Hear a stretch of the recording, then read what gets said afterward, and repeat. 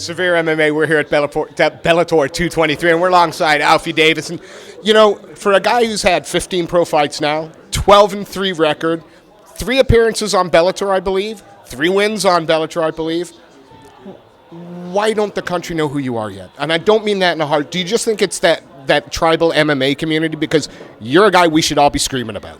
Yeah. Again, I think I'm well known amongst the London area, but unfortunately, coming up in my fights, I fought tough opponents, but they weren't on the typical UK like BAMMA and K-drawers. And the reasons for this is because my coaches are very educated on how much they pay, and they used to rip people off, and they're still ripping people off.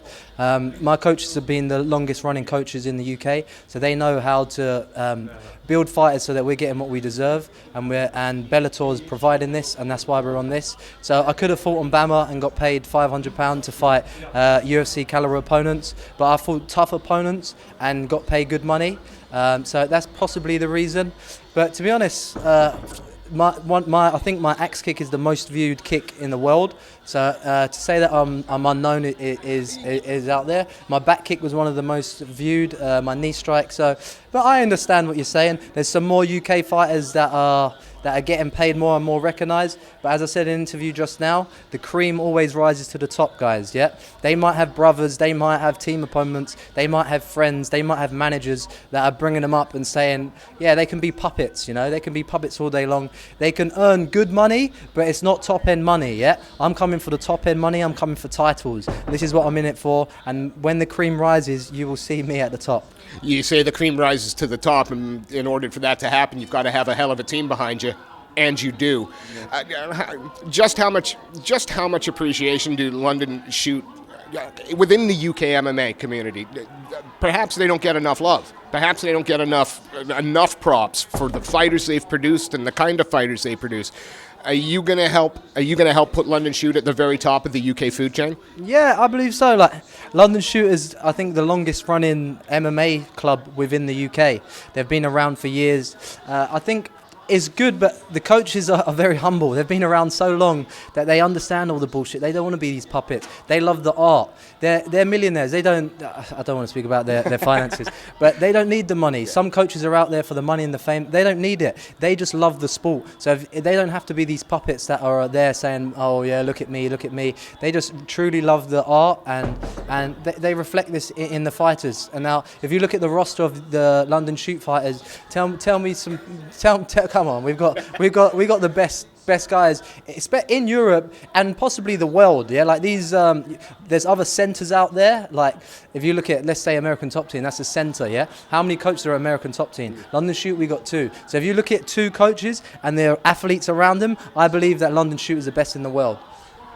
You were saying, again, look at you. You've been in a 15-minute fight, not a scratch on you, not a mark, fresh as a daisy. How quickly do you want to get back in that Bellator cage? How quickly do you want to continue that rise? Yeah, I want to be out in October in the Milan show.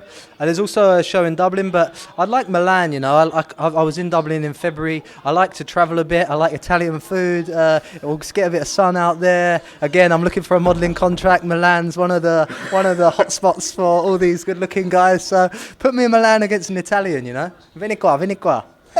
You were also saying you got sort of a 2-year plan. You want to rise to not just to the top of the European Bellator scene, but at the top of the Bellator scene. Yeah. I'm not asking you to talk shit, but what opponents make sense to you? I know you said the Italian next, but let's look at some Bellator names in the weight class. Who do you like? Name me someone. I'll tell you, anyone in the lightweight division, they should be scared of me. I'm not scared of fighting anyone in the lightweight division. Now, I just want to get to the point where my contract's right. Yeah. Now, there's guys that are contractually better than me at the minute, and I believe after I've renegotiated my contract, I'm there and I can fight these. But I want to, I believe in getting what I'm worth. I'm not out here for the money, don't get me wrong. I just like to be what I'm given from what I'm worth. So these puppets that are getting more than what they're worth, give me that stuff, yeah, and then we'll start talking business about all the top 20 opponents. There's not enough fighters with that attitude. It's really savvy. It's a very savvy attitude. Where does it come? A lot of people just want the big fight. I want the glory. Forgetting you now. I want to get paid what I'm worth, yeah, and I want to be a world champion. Yeah. Where does that confidence come from? I think my coaches have well educated me, to be honest with you. I was one of those guys early on in my career. I took silly fights for silly money. I'd be like, third fight in my career, I'd fight an Olympic wrestler. Yeah, that was a silly. I've had silly, it's a learning curve. Again, I'm 15 fights in now, so I know about these. I've got good coaches, good people around me, educating me on all of these facts. So, I think that's where it's come from. Well, hell of a performance tonight, and long may it continue. It's been a pleasure to watch you 3 times now in Bellator. Maybe we got our first British champion here. Yeah, thank you. I believe so. Thank you, sir. Cheers, thank you.